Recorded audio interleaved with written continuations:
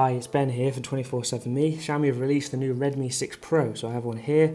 I want to give you a hands-on impression of it. First of all, let me take you around the device. The screen is now a 5.84-inch LCD screen. We have a notch here at the top. The notch is smaller than on the Mi 8, but we'll talk about that in a minute. The screen size is slightly bigger than the Redmi 6 they released last week. On the right hand side we have the volume rocker, and we also have the power button. On the bottom we have two speaker grills either side of a micro USB, no USB-C here. Now the interesting thing here is the SIM card tray. Xiaomi have introduced the 2+1, means you can get two SIM cards in there along with one micro SD card which is expandable up to 256 gig. It's really useful that they've added this. Here we have the infrared blaster which is back, not on the Redmi 6, but it's nice that it's here, a little microphone hole and a headphone jack there. On the back we have the same setup as on the Redmi 6, but this time vertically aligned. It used to be here. So now we have a 12 megapixel with a 5 megapixel and also a fingerprint scanner on the back. It feels much more solid than on the Redmi 6. It does feel much more comfortable to hold. It feels a better build quality. While this is booting up, let me just talk you through the notch here. So this is smaller than the Mi 8 because it just includes the speaker grill and also the camera.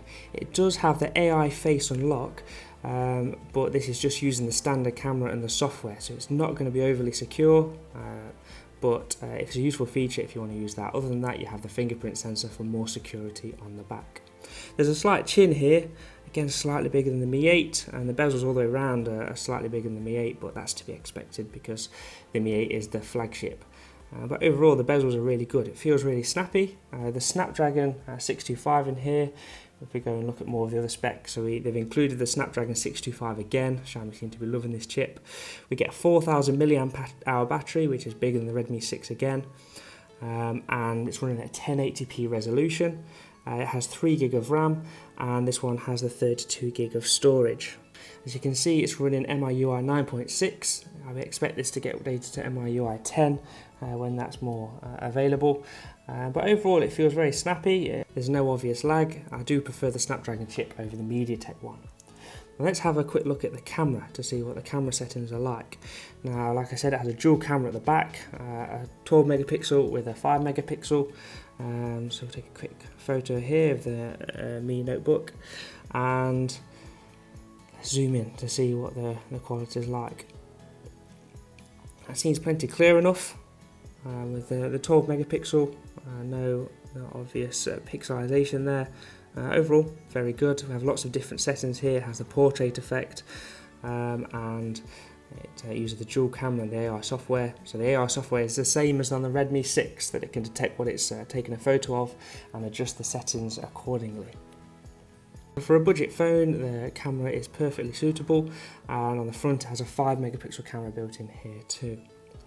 Now if we have a look at some of the settings here as for the full screen mode, so once again, just like on the tablet that I just reviewed, you can choose the buttons at the bottom or use the full screen gestures, and also you can choose to hide the notch.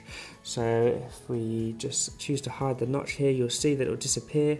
Because it is an LCD, not an AMOLED like on the Mi 8, it isn't perfectly hidden because it isn't as black as an LED screen. But it is a nice option to have there if the notch does annoy you. Screen gestures are nice and user-friendly, nice and smooth on this phone, and it runs very well. And these will obviously get better with the more included gestures that are in their MIUI 10. I've got the screen on full brightness here. It's not overly bright compared to some of the other phones, but it's perfectly suitable for a phone of this budget and this range. Now this is coming in 3 different variants. It comes in a 3 with 32, a 4 with 32 and a 4 with 64, and the base model is starting at 999 Chinese yuan. I think that's very reasonable for what you get, the features on here. It comes in 5 different colours.